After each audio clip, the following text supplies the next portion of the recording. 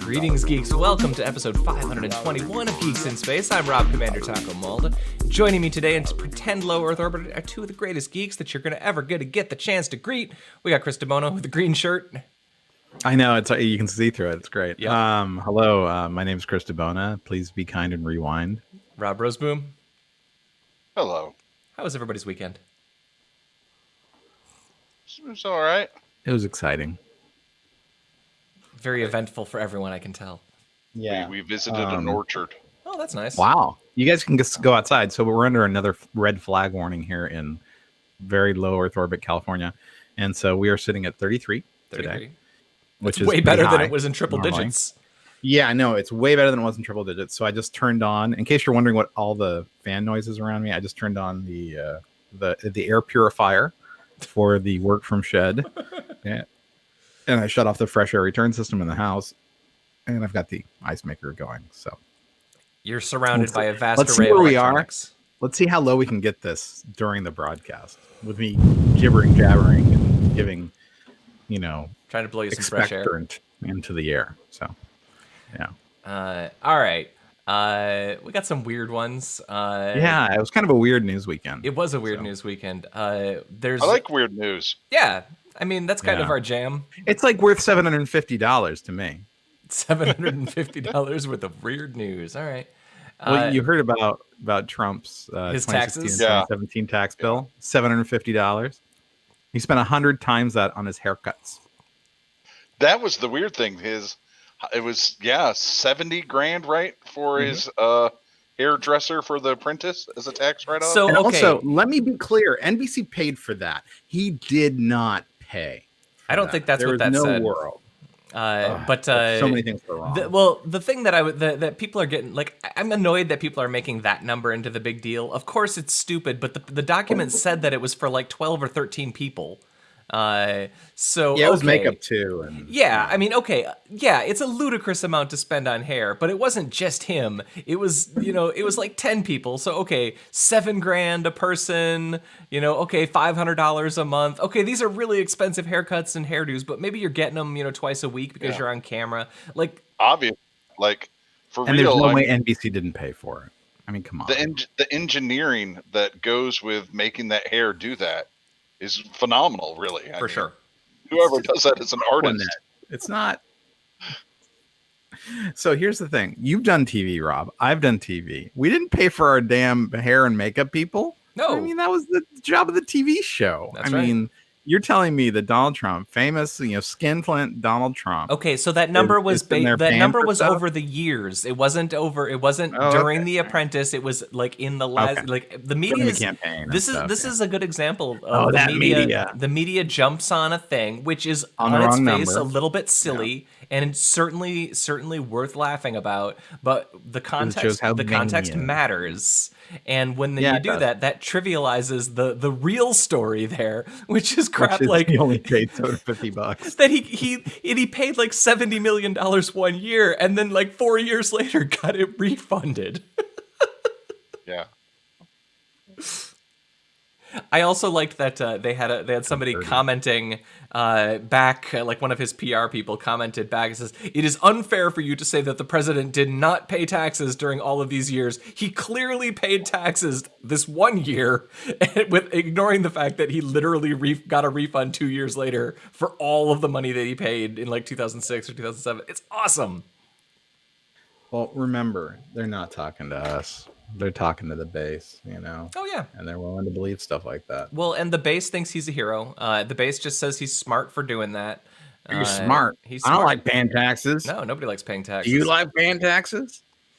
Nope. It's funny how, like, you couldn't pick a human being that more clearly demonstrates all of the problems with America, and we elect him president. Like, you would be hard pressed to find a guy like he escapes taxes. He shortchanges contractors. Like, he's just generally not a nice person. Like, reneges on almost every contract he's ever signed for renegotiating raw later. dogs a porn star who whacks him in the ass with a magazine with a picture of his family on it.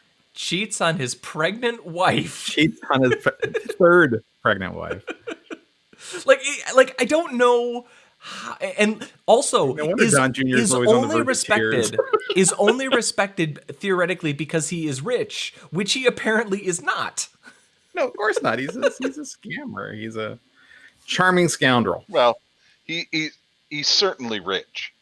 He's just not as rich as he would like you to believe. So here's the thing: if you look through all those numbers, like it's not clear to me that he's actually rich in any sense of the word. He probably owes $400 million. They're saying that he's got hundreds of millions of dollars in loans coming due in the next couple of years. If he doesn't figure out a way to make a few $100 million, he's bankrupt again. Well, his business is bankrupt again. That's true. Yeah. But hey, I mean, he's done this many times, so it's almost like he knows what he's doing when it comes to that. Yeah. Right? Yeah. It's almost like he's a criminal. Let's keep talking about not Trump. Let's talk about rats instead. I mean, all right. This is a wholesome, brave rat. I like brave rats. It's a giant pouched rat. Yep. Giant pouch, is that the species? He's too light to trip the landmines, so he just runs around, looks for landmines, and doesn't set them off because he's too light. That's pretty cool. Magawa. Yeah, they've trained tons of these. They use incredible. baboons too in Africa because they're a little bit more dexterous, but a little bit heavier than a pouched rat, so not quite as good. But so they set them off. I know, like years ago, Gambia had trained like a dozen of these pouched rats so that they could run across the fields and find these mines. I mean, it's an issue. I mean, we talked about it for a while, and for a while they were talking about those the kind of the scatter mines that they would drop from airplanes, being an issue. And this is, I mean, if you've watched No Reservations back in the day, one of the saddest or most powerful episodes is when they go to Laos and they're talking about all the unexploded mines that we dropped over that place, and how it really affects people. And if you live out in these places, it's a freaking issue yet, Yeah. So what I wanted to say before we went there, because that was a hell of an episode. There was this ad that came out, and it was just kids playing soccer, and then one of the kids blows up because there was a thing on the field, and it was in Britain, and it was a bunch of white and Indian kids playing soccer, and they're like, imagine if it happened here, like it happens in Laos, like it happens, and it was the UN committee to ban landmines or whatever it was, but it was like, geez, hippies, Well, no, I mean, this is the legacy of American involvement in Vietnam, hippies, and Laos. Yeah. It's disgusting. It's terrible. And inventions of things like cluster bombs, who, aren't targeted.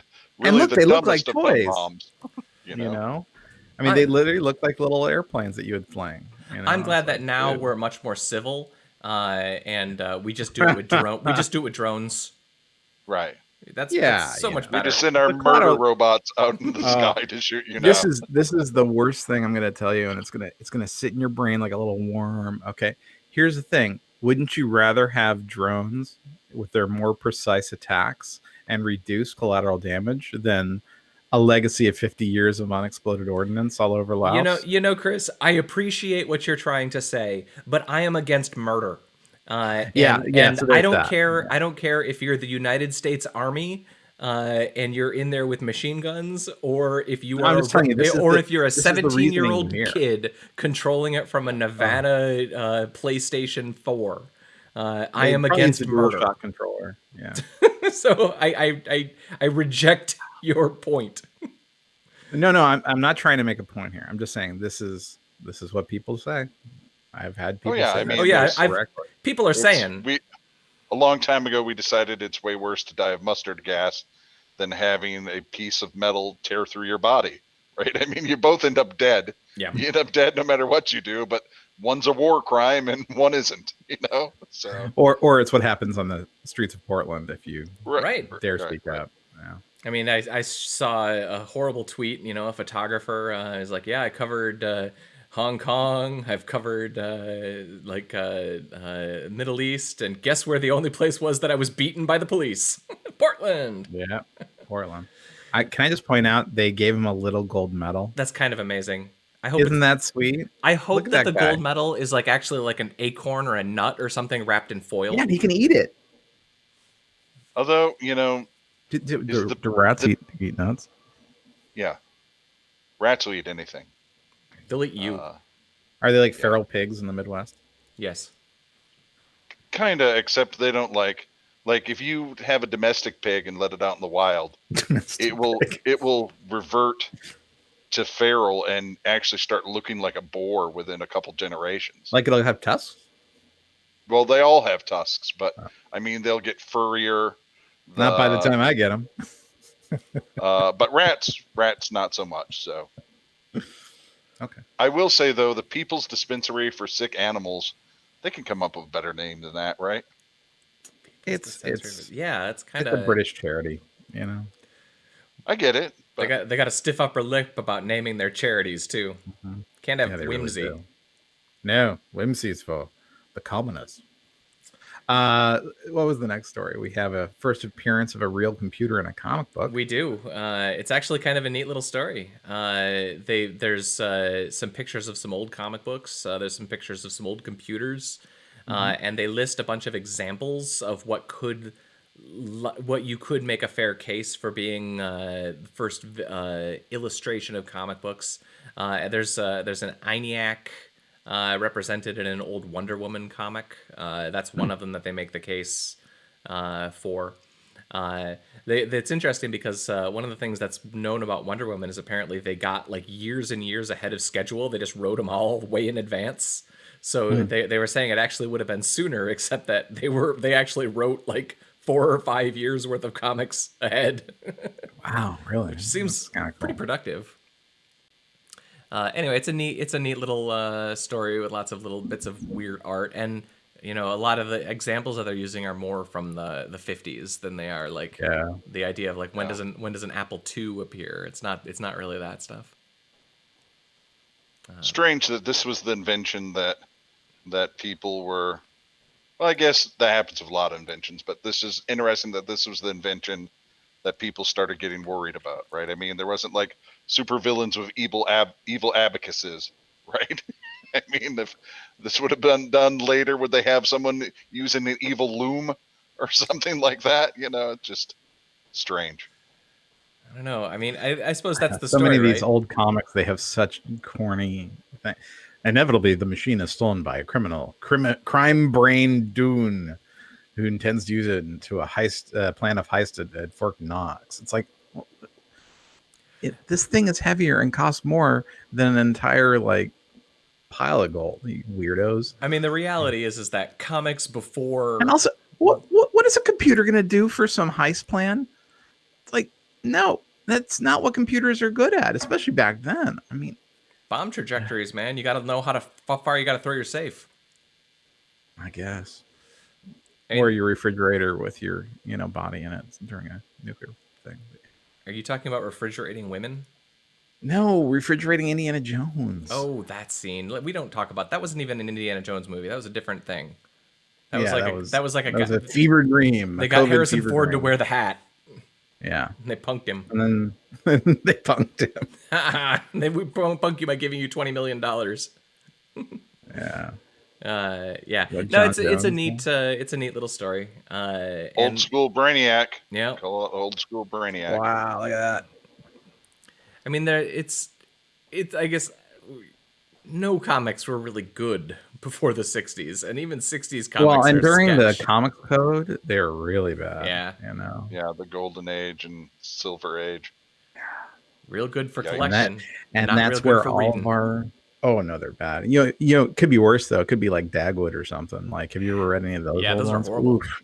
God, Mary Worth. Oh, Mary Worth. Jeez. Remember when the revolution was Garfield? You were like, oh my God, is Garfield so much better than the crap that's in here? It is funny 20% of the time. Yeah, What a huge improvement. it was a huge improvement. Yeah, I remember when Garfield like came to the fore and people went nuts. They got every one of the dumb books, God, I and hated Garfield. and I, it was fine. I had the Charles Schultz, the Charlie Brown books, the little pocket books Yeah. they made. Some of those are actually Although charming. They I were will charming. Yeah. I will say, if you haven't ever done it, go and look up the Garfields without Garfield. Yes. Oh no, I've seen that. I Yeah. love those. Those I'm are a man of the hilarious. internet. Yeah. All right, we'll find the URL and put it up on the zone for Jake and Elon. I love those. Go to the zone. Remember to smash that like button, subscribe, and click the thumbs up. It really helps. Join our Patreon. Let's talk about Join our Bennu. Discord. Talk about which one? Bennu. Yeah, there's actually like a bunch of weird space stories going on right now, right? Yeah, but cool. yeah, we got a probe that's That handsome bastard. gonna be coming back, and I think they're bringing back like a couple, like 2 grams or 2 ounces or something of material. That's 2 more ounces than we had before. That's true. Of Bennu. Of Bennu. Yeah, and they had. I think there was. Did we talk about this already? There's a mission to go divert an asteroid, and literally they're taking a ship, and there's an asteroid. It's not too big, so if they super screw it up, we're not toast. And they're basically gonna. It's a 2-piece ship. So as it gets closer to the asteroid, the back will come off, and then this one will ram into it. Isn't they're that just how trying the to give JAXA one worked too? Maybe it's a JAXA probe, but yeah. But the idea is that they're going to test it. They're going to see if they can give a little bit of English to an asteroid that we can observe, English, and it's very easy for us to observe. You mean before they send the drilling crew up there to get rid of it? Well, yeah, you don't want to waste your Bruce Willis on a test. You save him. It's true. You save him for the real thing. You save him for Act 3. Yeah, when Morgan Freeman's president, you send Bruce Willis. Yeah. So. God, I would like Morgan Freeman to be president. Right? Yeah, he's got a great voice. There's a great guy on YouTube. This is years ago, and he sounds just like Morgan Freeman, and he imitates him really well. And he goes on to video games, and he trolls people, and he shoots them. He's like, "And now I'm going to kill you," and they're like, "Morgan Freeman," and then he obliterates them. So, and it's a very funny thing.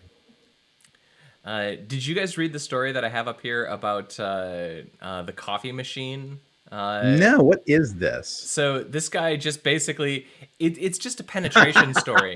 Ransomware coffee. But it's humorously written, and he just goes down how he was gonna break into this thing, and he figures out, well, the coffee machine has an app, and the system upgrades are handled by sending the updated ROMs from the app to the machine, and it's not encrypted, so you can put anything you want in as the ROM in the app, and it will update.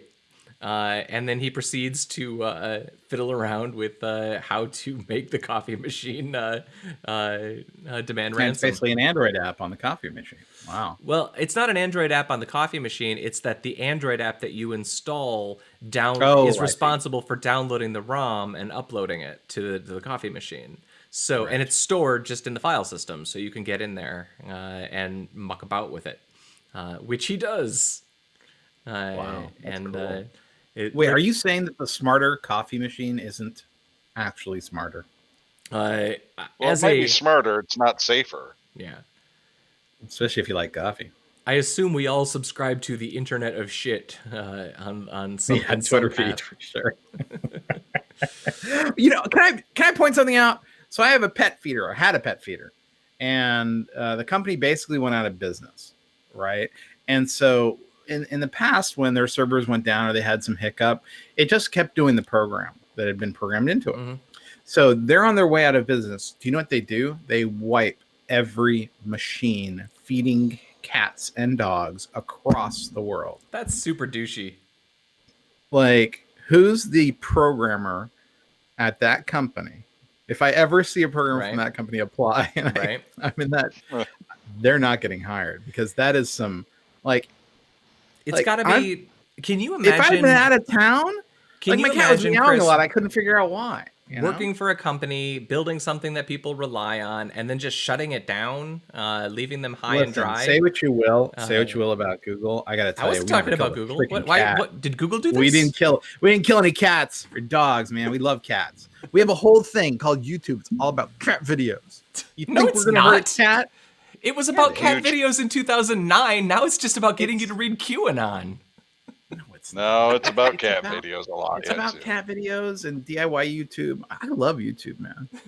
You're not going to get me to hate YouTube because a couple of QAnon and flat earthers exist and use it, and we try to shut them down. But no, seriously, I barely see them. I see, Tavarish. I see Doug DeMuro. I see all the maker people and the woodworkers, and it's freaking great. Can I tell you this? Mm-hmm. Like the people converting generators to run on natural gas or propane from gas. I mean, totally. I'm on board with this. I'll tell you something else. I find it really useful if I'm exploring a new musical artist. Quite often, whatever algorithm it has for related artists is really freaking good. Yeah. Although I watched a Regina Spektor video I know. like a month ago, and now like every fourth thing that YouTube recommends to me is like the same 3 Regina Spektor videos that I've already seen. It's like, thanks system.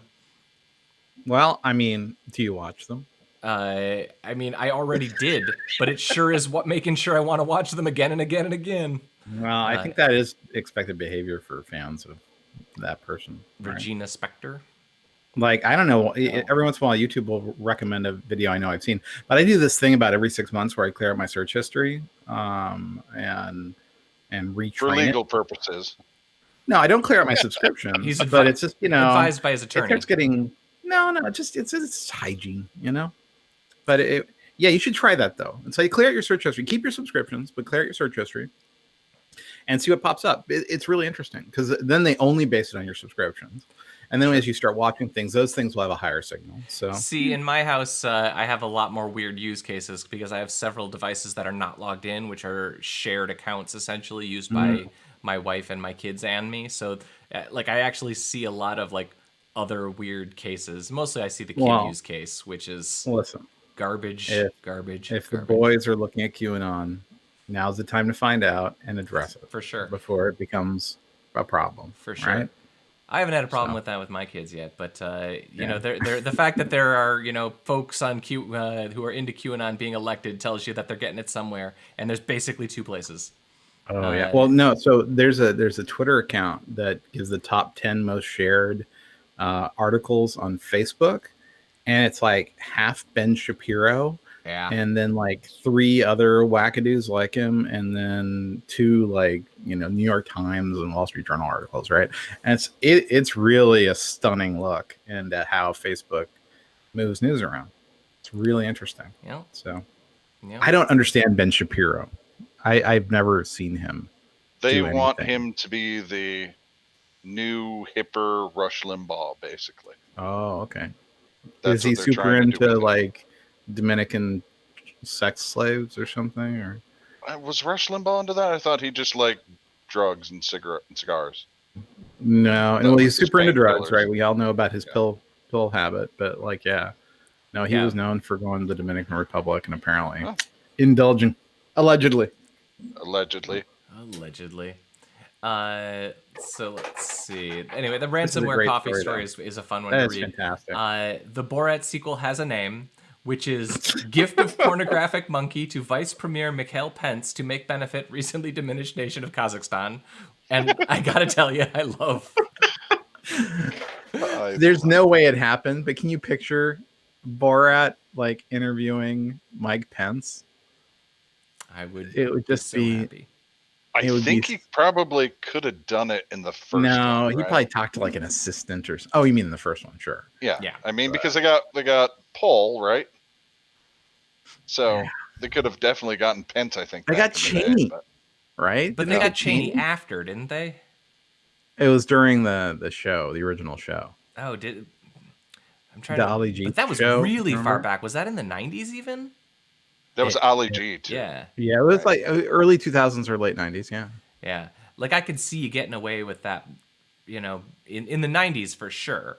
I feel like it would be hard to do that in 2020, especially if you're for sure Borat. For sure, but I also don't think Mike Pence probably surrounds himself by a bunch of people with their, finger on the pulse, right? Not that Borat is super popular right now, but yeah. Sacha Baron Cohen's a genius. But I know we've said it before, but oh my God, this guy. All of those guys, though, at that level, at least at this point, have enough handlers that they're not answering crank phone calls. Yeah. Yeah, I don't but know. He probably got some assistant to do something. Oh, hey, look. My air filter's working. Oh, that was because I blew you air. I'll give you some more. Thanks, man. Oh my God. It's down to 3. Yeah, so that didn't work. No, it did not. Okay, so the only other one that I had on the list. Thanks a lot, Rob. No, it was sorry, man. That was the lag. I blew into the back of it. That was the lag. There's a lot of latency. I'm on Comcast. Brain-eating microbes found in the Lake Jackson, Texas water supply. So that's no good. I mean, good on them, because Flint has been looking like a pretty terrible place to live for a really long time. And it's nice to know. Competitive, huh? It's nice to know there's competition. There was a kid who got this here in Michigan, up north a couple of years ago. I mean, these amoebas just exist. It's just very rare that you get one in your ear that makes its way all the way to your brain. Yeah. So. And this must be a relatively potent version because it got a bunch of people, right? They didn't die, though. Here's the thing. Okay. So it's my understanding since, I think it was like 1998, 6 people have died of this organism. So, and that's very sad. It's very sad. But, and yeah, it doesn't. So the thing is, the filtering systems of the municipality should have cleared it out, because an amoeba is big enough that it should have been caught. But it's just, I have a hard time getting too worked up about this particular predator on human life, I'm with That's because it's not eating your brain yet, Chris. I mean, statistically speaking, it's very unlikely to eat my brain or any of your brains. 6 people out of 330 million people over 20 years. I mean, it's just like a bad flu. No, it's not. Like, I'm not trying to do a COVID thing. Have we tried shining UV light at the amoeba? Because it seems like that might actually work. Have we tried putting bleach into it?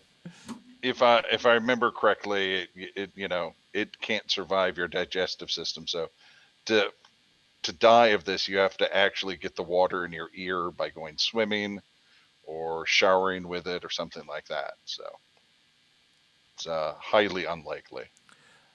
All right. Well, I feel better now, but also I wasn't going to Texas. Or shower. Well, that goes without saying. Why would I do that? Let's see. Have either of you watched Enola Holmes? I heard it's pretty good. I'm halfway through it. I was just curious if anybody had an opinion on it, but it's fine. It's good. It's not great, but I'm enjoying it so far.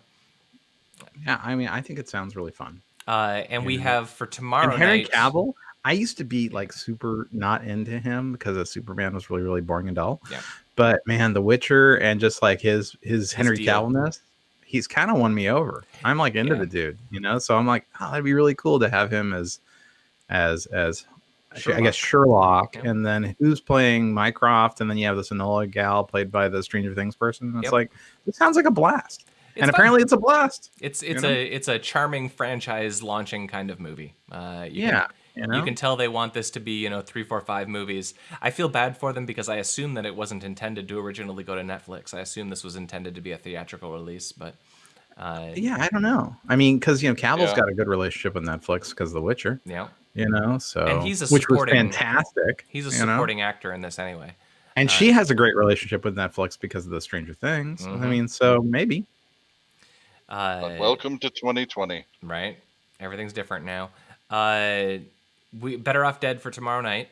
Yep. I'm actually thinking I might watch it a second time. I watched it over Saturday and Sunday, and I think I'm going to watch it again because I think I enjoyed it that much, and I'd never seen it. Have you never seen Better Off Dead? I had it confused with. We'll talk about it tomorrow. We'll talk about it tomorrow. We'll talk about it tomorrow.